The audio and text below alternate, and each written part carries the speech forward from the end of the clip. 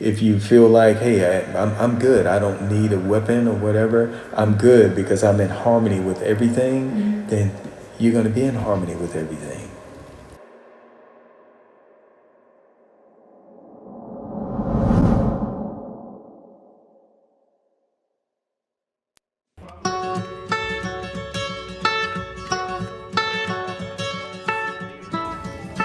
Have to always understand that whatever you're thinking is being drawn to you. It was Ralph Waldo Emerson says that whatever a man or a woman thinks about the most, they become. It's about becoming. In life, you don't get what you want, you get what you become. So it's about becoming that thing. Human being, to be. A verb, I am. To be, I am. Whatever comes after I am, when you say I am, whatever comes after I am is seeking you. There's another thing that I always say, speak what you seek until you see what you say. Oh, my favorite color.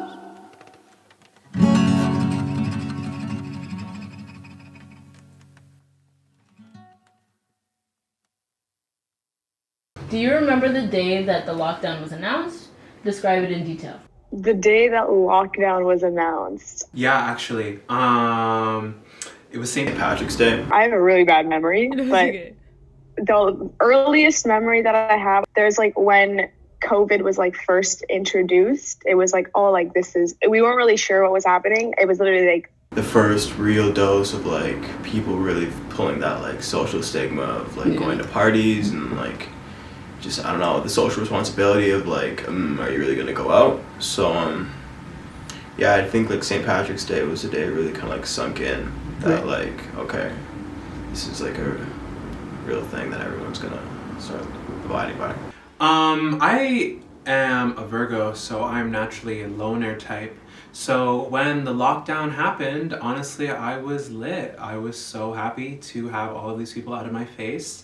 And it was really just me and my roommates for a little bit, and even they left, and I was like, oh my gosh, yes. And I thought it would be like a month of a break, and I generally really wanted that at the moment because I feel like that was a period of time when I was like, everything was so clustered and everything was so messy, and I thought that it would just be like a short break where I could think about myself and reflect, but obviously that's not how it turned out. I wasn't super worried. I kind of just try to bring myself back down. Whenever I do overthink or like get worried, I just try to bring myself back down. Like one of my best friends has Crohn's, so she like if she gets COVID, like she's fucked, like she'd probably die. So like I'd rather like just hold off and see her later when we're allowed to than like risk her life kind of thing.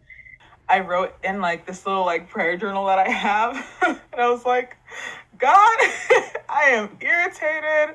I was like, the whole world is shutting down because of this pandemic and I still have to come to work. But I was hella stressed yesterday actually. So I work at the Queen's Res, and yesterday on the news, or the day before yesterday, they had announced that there were 5 cases in residence. So when we got to work yesterday morning, like our boss like called a meeting or whatever, and he was like, oh, like just to inform you guys, like this, and he let us know what building it's in. And I was just praying because there's like so many different residences. I was like, I really hope it's not the one that I've been working in. Fortunately, it wasn't. I'm on West Campus. So I'm like far away from the rest of the main campus.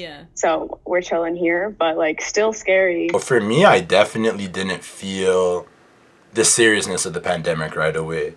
I was actually one of the people kind of voicing that it's more serious than people are kind of taking it. But ironically, like although logically that's how I felt and thought about it, emotionally I didn't really have much of a response at all, like at the onset. And my mom, she kind of has like more of a lax attitude. She ended up getting COVID before the lockdown happened. And they had told her that it was influenza B. And then later on, once the lockdown happened and they were offering more tests, they were offering blood tests, stuff like that. She went to go get a blood test done. And her doctor was like, OMG, it was COVID. And I was working at this law firm for a little bit, and it ended up being part-time because all of their businesses that they worked with closed. So, yeah. I was always into my profession as a musician. I have played piano and cello since I was super young, and it was just part of me, and it was just there all the time. I don't remember how I got into it.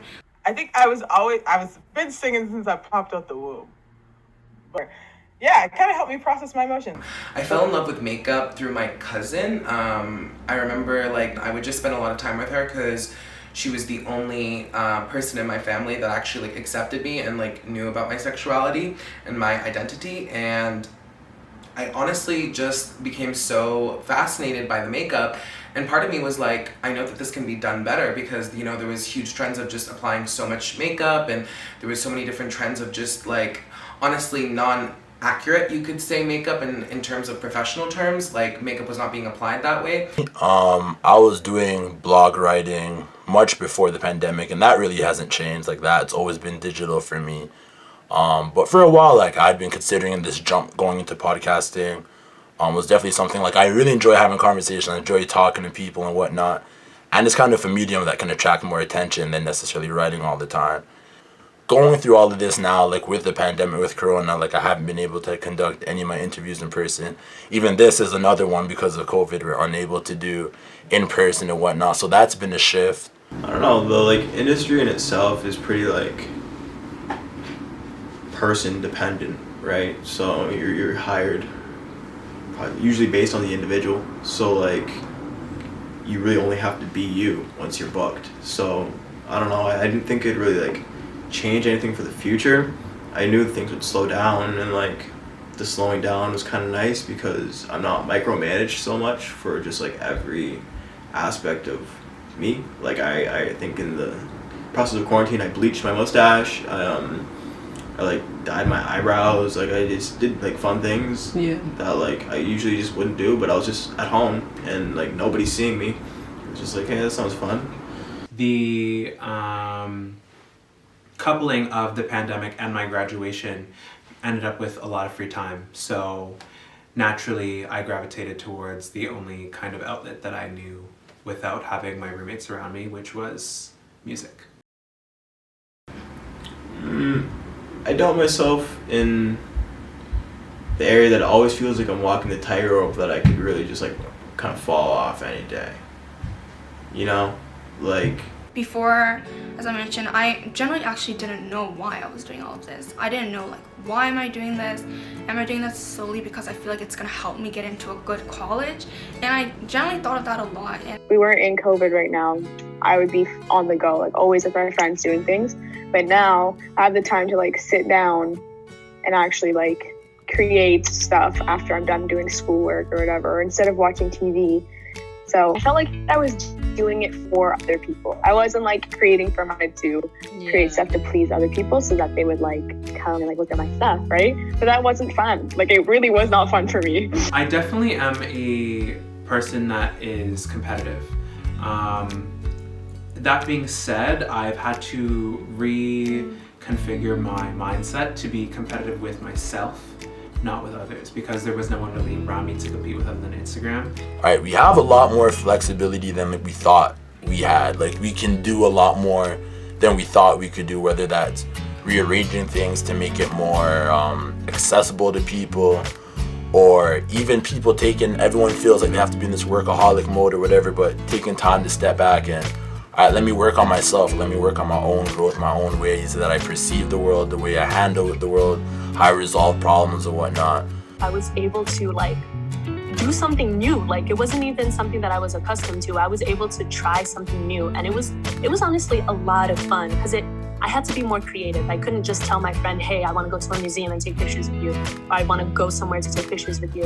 The first pictures I took were with my friend. We had to go into the beach. It was cold, it was raining, but that's the only place that we could have that wasn't around a lot of people. Right. We went there at like 9 o'clock and the sun was still out, and I just took a bunch of pictures of him in the rain, and I was like, okay. And they turned out to be like my favorite pictures ever. Right. Being in isolation makes you really think a lot, and it inspired me to be inspired by the most basic things. And I feel that it really made me think about the way that I want to highlight someone and how I want to actually portray someone through makeup. I think it's really important that the core philosophy of makeup is your identity. So this year really made me think about my own identity personally. And like, I had so much growth since this pandemic. I've gained focus. I've gained precision with my craft. I have strengthened my creative range, my technical range. Like, there's so much diversity among art that, like, there's so many niche communities and markets that you can really hit, and when you hit them on the head, like, you can really develop a good, like, cult, not fan base, but like following that really just appreciates either the individual you are or the diversity of work or the sameness of the work you put out. It's not really up to like what you think everybody will see as cool, because in general you're not marketing to everybody, you're doing it for yourself. And yeah, like I make cool shit, makes my heart happy. I am Rana Girgra, Eli, Kayla Medeiros, Bon Ali, I'm Shadi. Jamal, Rayshawn, Emily Radcliffe. I'm 20 years old. 15. 23. I am 19 years old, I am 20 years old. I am 22. and I am an artist. I'm a photographer. I'm a musician and a content creator. And I'm a model, photographer, DJ, screenwriter, and all around okay human being. And I am a makeup artist, a creative director, a designer, and an entrepreneur. I'm a podcaster, I'm a blogger, and I'm a durag scholar. singer, songwriter. Songwriter, producer, model, actor, and whatever else you want me to be. My sisters and my brothers, see them like no other.